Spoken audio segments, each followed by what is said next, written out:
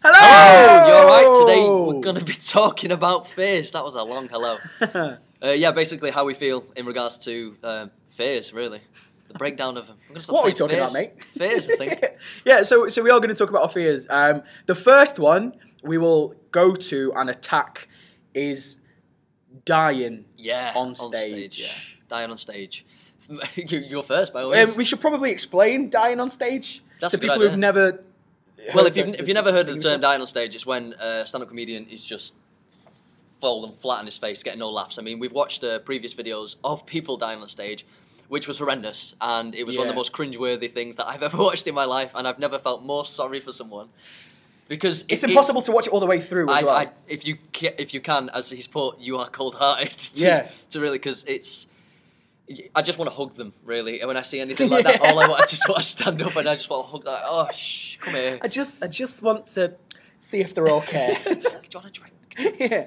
But yeah, anyway, we're talking about dying on stage, and we watched this young bloke, and every joke he was saying, he was really clinging on to the same thing. He was like he was flogging a dead horse, and no one was laughing. And that's basically the term of it.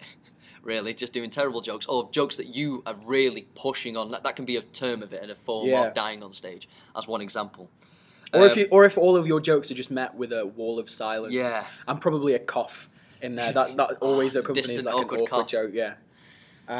So yeah, that's one of our fears, dying. I think we explained that whilst we explained it. I did well. Yeah, you did. You very well. Well done, sir. You've been practicing. Don't pat yourself on the back again. So yeah, that's one of our fears, is dying, which I think is an obvious one, and it's probably the most reasonable fear for a comedian. But I think what it is with us, we've thought about it too much now. I think because we've talked about it, we've seen people, we've watched them on stage. I mean, I've been to a couple of open mic nights myself, or like a couple of gigs where I've seen people die on stage, and it's awful. But I don't know. I've said it before, we might have made mountains out of molehills here. We just need to do it. I think focusing on each other. Yeah. That sounds wrong. Focusing on each other is the main thing. Just to get you up on stage, and you just to get me up on stage is the best thing at the moment. Yeah. Because I go like weak in the knees when I think you go. Oh, I just stood there like a microphone, like a rabbit in the headlights. That just scares the hell out of me. Yeah. You want to go? Anything else you want to add? Not really. Because you just got silent. Okay. Next I agree. Well done. Speaking on behalf of both of us there, Mr. Lee Potts. Next is hecklers. Yeah. Which you deal from what we've experienced and you reading out your stand-up, and I've just been a bit of a knob. I've shouted out random things. Just he's not expected it. Just chucked it out, and you've interacted with it very well. Like, I think that's one of my strengths anyway. Is improv. Improvisation comedy. It's often kind of especially when you're in because we both do drama and theatre. So as soon as people go, right, let's do some improv, you'll probably you'll have a good couple of scenes. And then it'll then just transcend into people shouting and trying to get their funniest line above each other. Talking over each other. Yeah. But that's always kind of been one of my strengths, is to kind of focus on just myself. So be aware of what's around me, and be on aware of what's happening in the scene. You focusing on you, really? I know, yeah, I know. But that's always been one of my strengths, I think. Without it really is. If I have a bit of a chance to be a bit big-headed in this part of the video, it's one of my strengths, definitely. It's because what I found when you were when I chucked out like random things and said like specific topics he was talking about, I wrote it down because you had some really good stuff that just bounced off, and I thought you could elaborate on that even more and create more with the whole story of it. On the flip side, though, it's also sometimes it's only funny the first time you say it. Well, yeah. Like more off the cuff. Yeah. Which is why, going back to the whole hecklers is a fear, I want hecklers. Or I want the audience interaction to kind of bounce off, because that'll be my kind of...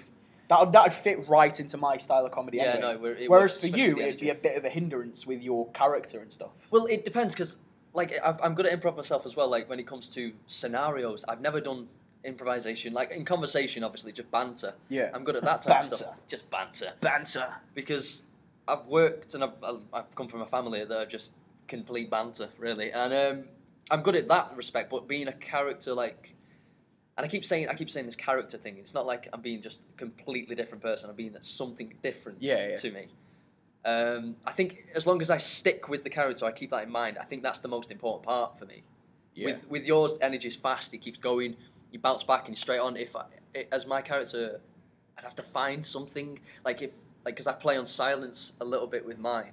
Yeah. I think that's maybe, I don't know, maybe that'd have to come into play. And then you kind of mentioned before drunk people. If there's a silence and there's drunk people, we've all been drunk. You can have your fun.